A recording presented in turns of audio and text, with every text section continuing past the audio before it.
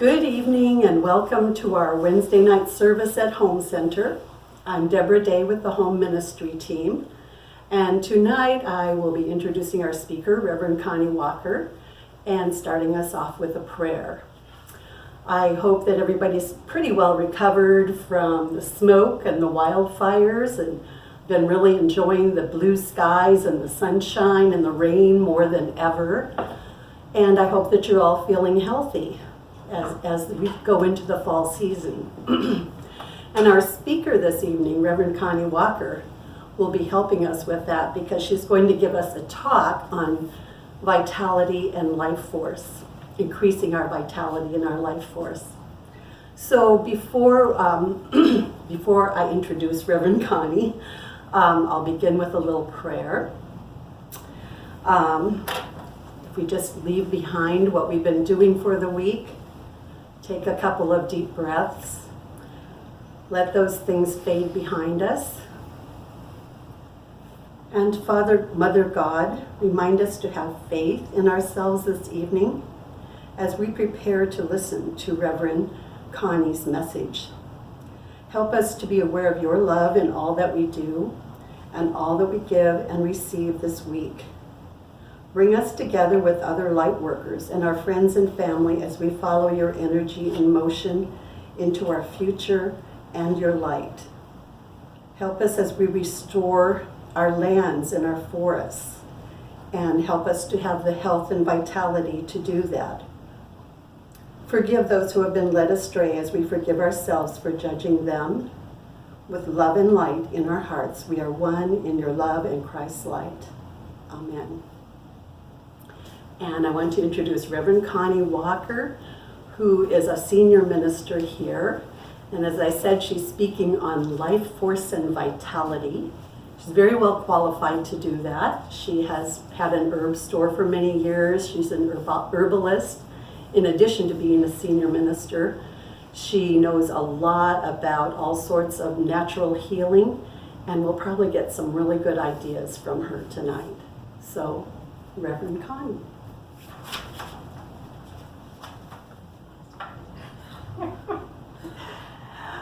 For many years, there was a quote above my desk that read, "If you don't spend a little time on your health every day, you will spend a lot of time later trying to recover your health." Every soul comes to earth to train and to learn. And they're given a human body that they dwell in, that spirit dwells in. We have to take care of this body because it's the only one that we have for this lifetime. The human body is an incredible organism consisting of 3 trillion or more cells. These cells are intelligent, they're conscious entities, and they cooperate within the single unit we call our physical body. They know how to maintain themselves in perfect balance and function when they are supplied with everything that they need. This is what we term perfect health. Cells not only need proper nutrition and movement, they also have 2 major needs that must be met as well: love and maintenance. We can love our bodies by thinking positive thoughts about them and truly loving our beings. When we think negatively about our bodies, our cells are listening. They are affected by the destructive chemicals that such thinking creates to their detriment. I'd like to go now to a story that appeared in the Epic Times in their September 12th edition. We happened to receive this in the mail as a gift. And it had a story in there that really caught my eye, titled Longevity and Vitality. And the story told about this woman named Lucille Fleming who lived to be 104 years old. Judy Garman, who wrote a book about centurions, decided that she needed to actually speak to someone that was at least 100 years old for her article. So she went to the retirement home where Lucille lived, and she was 100 at this time, and interviewed her. And one of the things that Lucille taught her, she said, was that she had taught her how to no longer be a workaholic, that she was a workaholic. Lucille taught her that we always think of everything as being urgent. Everything is an emergency. It's got to be done right now. And she helped Judy put that into perspective. Lucille grew up, of course, during World War II and the Great Depression, just as our Reverend Jay did. So her life was not always been easy. She shared the stories about her growing up years, her getting married and having children, and other aspects of her life with Judy. She even went on a book tour with Judy at the age of 100, which she very much enjoyed. And it wasn't until after her death that Judy said she realized the most important thing that Lucille taught her was how to live longer and healthier. And some of the important secrets she shared with me, Judy said, about achieving longevity were, when you are tired, you rest. You must listen to your body. Secondly, you need to have faith you can rely on, and it doesn't matter what religion you are. 3, that you should eat a healthy diet and not overindulge. 4, be sure that you get a little exercise every day. One of the things that Judy noted about her was that she had chosen a room that was the furthest away from the dining room, so that 3 times a day she had to walk that distance. So even at 100, she was still getting exercise. And 5th, staying socially active. She taught Judy that it was very important to keep up friendships, and she was friendly with all kinds of people of all ages. And Lucille believed very much in taking care of herself. She got up every morning, she showered, she got dressed in nice clothing, and she put on makeup, and she did her hair at 100.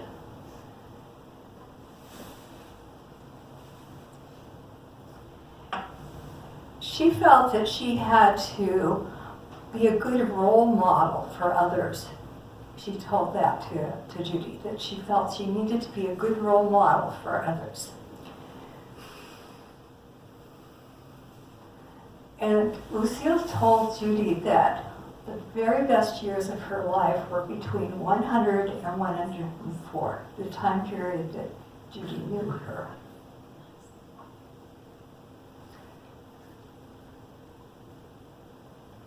Having a love of life begins with one's attitude about one's self, of yourself, and how you can take care of yourself.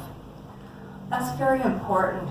This is something that I often told my clients when I worked as a full-time herbalist, is that to look yourself in a mirror every day and say to yourself, I love and approve of myself just the way I am.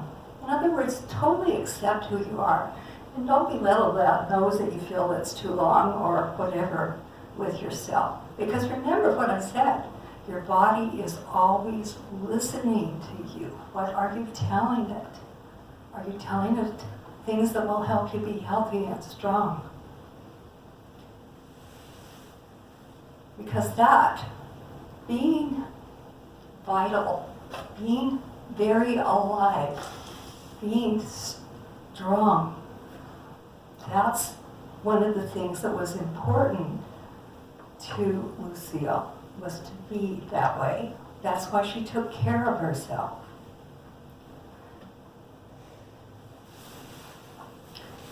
It is also, it's important to do all the things that Lucille listed as her secrets to care for our body. We have to nourish it.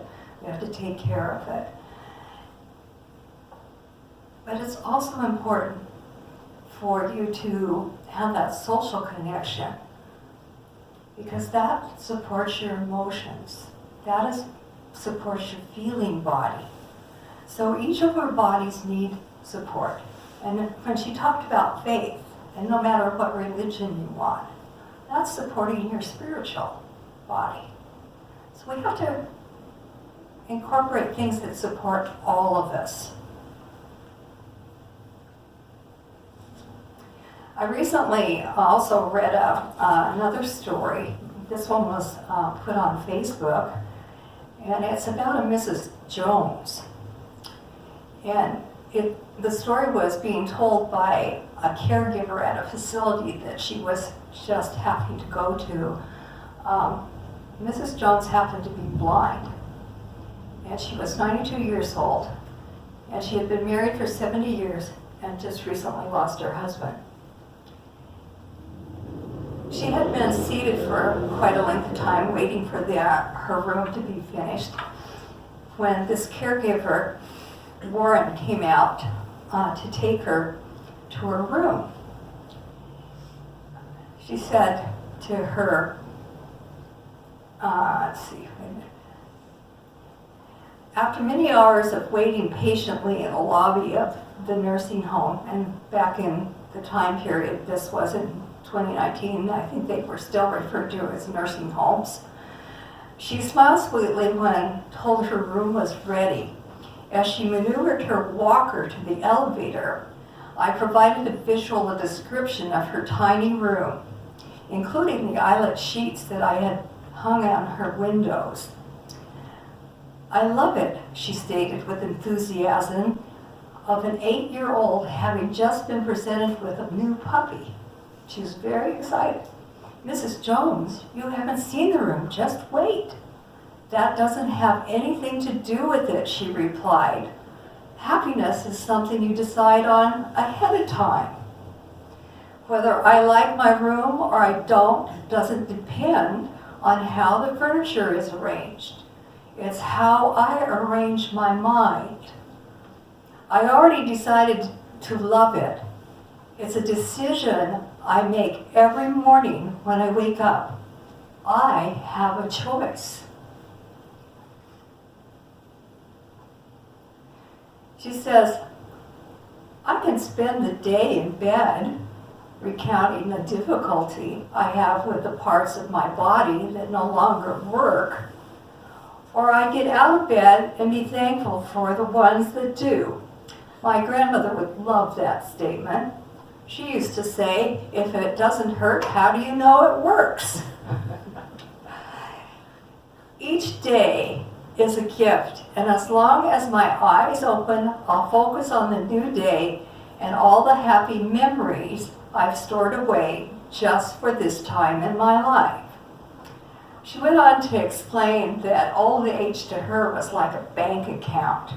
You'd saved all of these memories over your lifetime, and you may still be putting some in, but you can also take them out and remember all these wonderful times in your life that you've stored away, that you've deposited. And with a smile, she said, remember the 5 simple rules to be happy. And then she told him this: free your heart from hatred. Free your mind from worries. Live simply. Give more. Expect less. Enjoy every moment. I feel that that's really good advice. I have this elderly neighbor. She's 97. And up until last year, she was able to mow her lawn by herself, take care of her yard, have a garden, walk her dog every day. She saw her friends. She went to church every Sunday. And she had a pretty good life going for herself. But her dog became ill, and she tried to lift this golden retriever, which is a pretty heavy dog, onto her bed and fractured her back. while she was recovering from surgery for that, she broke her hip, which required 2 more surgeries. Being the feisty lady she is, she kept asking the doctor when she would be allowed to be out of the house and to walk down the street to get her mail. Well, about the time that this happened, I did see her at the mailbox and said, hello, Dolly, because that was her name. How are you doing? And she said, oh, it's so wonderful to be outside. It was a nice sunny day. It's so great to be able to get out of my house. Guess what happened the next week? The virus thing hit. But I have occasionally seen her walk to the mailbox. So she's still with it, still wanting to live her life.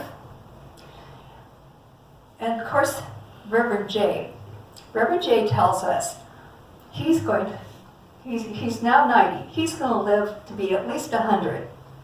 Reverend J, I remember another minister talking, and she talked about the fact that scientifically they had found evidence that we possibly would be living to be 120. Those of us that were alive at that time, which was probably about 10 years ago. So, who knows?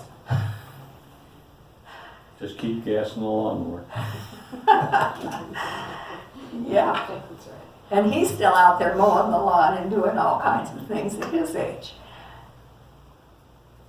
We need to be vital in our lives. That's why it's so very important that we do take care of our bodies, our minds, and our spirits, because we don't know what's coming down the pike, as they say. What's coming is this change that we've talked about, this big shift of consciousness, this big shift of everything that's happening in our world.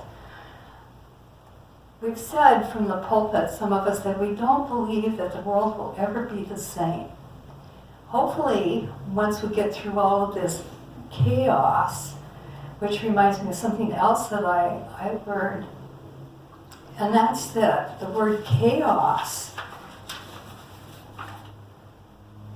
interestingly, thing to note about this word is that it comes from the same root as does the word chasm. It is also interesting to note that the word chaos, original meaning, is closer to primordial space than to the meaning presently attributed to it, which is a state of disorder. Primordial space is what contains all possibilities out of which creations are drawn. It is the void spoken of in esoteric writing, and it might even refer to the energy that we call God. So, if we can see that this chaotic situation that's going on in our world could give way and be seen as this primordial space, wouldn't that be wonderful to be able to perceive it that way? I'm going to end with one more little quote, which is, always end the day with a positive thought. No matter how hard today was, tomorrow is full of possibilities. I want to thank you all for tuning us in this evening and being with us for this message. And I hope that you'll go forward in this week and take care of yourself and others. Remember, look in the mirror and say, I love you just the way you are. Good evening, everyone.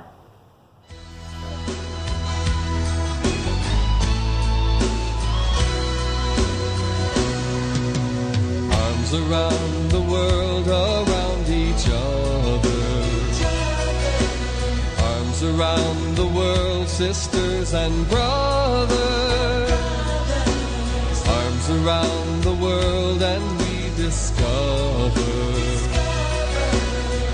Arms around the world, there is no